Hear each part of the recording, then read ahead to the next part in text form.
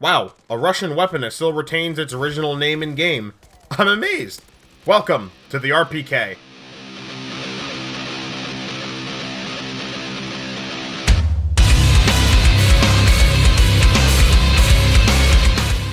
What's up, folks? I'm Mr. L, and today we're going to be taking a look at the RPK in Modern Warfare Zombies. Unlocked by leveling the Kastov 762 to level 16, or extracting with it in MWZ, the RPK is a Russian-made LMG that has a solid fire rate clocking in at 600 RPM. It has a 75-round drum mag and comes with an initial ammo reserve of 262 rounds in reserve and goes up to a maximum capacity of 450 rounds in reserve. As for the reload speeds, which I won't even pretend to like, the RPK falters, clocking in at 5 seconds when partially empty and 5.7 seconds when the drum mag is empty. Yeah, these reload speeds suck ass on the RPK, making speed cola flat out mandatory for this weapon early on. The RPK has pretty solid iron sights for the most part. Since they are part of the AK family and share the irons, they're pretty good. As much as I do like the irons, the visual recoil on the gun can be a bit annoying to deal with when trying to kill zombies at a distance. So if you just unlock the RPK, don't try and kill zombies at a distance without an optic. It makes zero sense for you to even try and kill zombies that are over 40 meters away, just for you to miss horribly.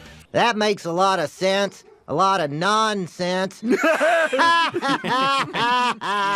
you're in the close quarters buildings of Urzikstan, give tac stance a go in the RPK, as the irons won't help you in close quarters, and tac stance is pretty good if you can aim for the head and upper torso.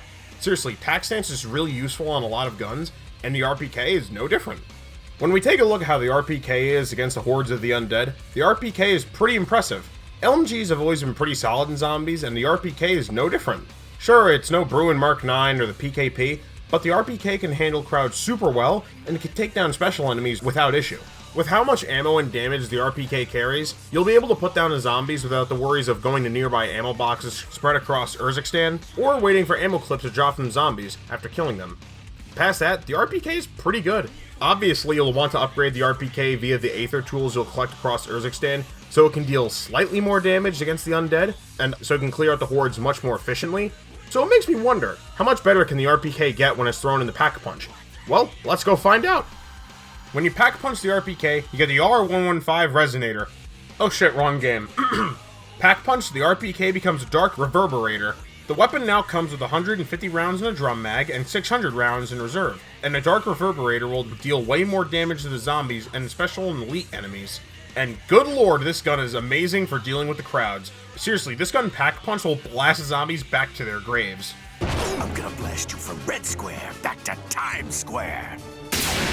Past that, the gun doesn't gain any new abilities after Pack-a-Punching it, but it's still pretty damn fun to use. The packed RPK will struggle with the basics, like recoil being an issue, not to mention the irons make it a little bit difficult to line up shots occasionally, but you know what will cure that, and the mobility? Some solid worthy attachments. So, let's segue to the attachments. For your first attachment, equip the CAS-10 584mm barrel for a faster ADS speed, and mainly better movement and aim walking speed.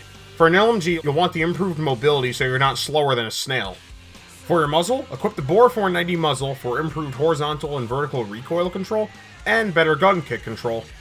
For the underbarrel, equip the Bruin Pivot vertical grip for better firing aim stability, better gun kick recoil control, and better vertical recoil control. For your rear grip, equip the Demo X2 grip for better gun kick control and better recoil control. And lastly, equip the DF105 reflex sight on the RPK. I know optics are super subjective, but I found this sight to look the best on the RPK for zombie killing. The RPK with these attachments will make the gun slightly better for mobility, and it will give it a lot more controllable recoil when aiming down sights. If you ever intend on using the RPK, use these attachments immediately, as once you have these attachments equipped on the RPK, channel in your inner Red Dawn and turn the zombies in a red mist. In conclusion, the RPK is a solid but flawed LMG of the bunch. It has strong rounds and a solid ammo reserve, but its handling, mobility, and its recoil can be a little bit troublesome. But then again, this thing can eliminate the undead without any issue whatsoever. Once Pack-a-Punch, the Dark Reverberator will come with more ammo, stronger rounds, and a bigger magazine for you to unleash against the army of zombies. As long as you got Speed Cola or the mags of holding equipped, along with the proper attachments as well, the RPK will pretty much become a zombies killing machine. Try out the RPK sometime. You can't go wrong with it in MWZ. Well, that concludes my RPK review. Thank you all for watching, and join me next time where I'll be covering the Desert Eagle.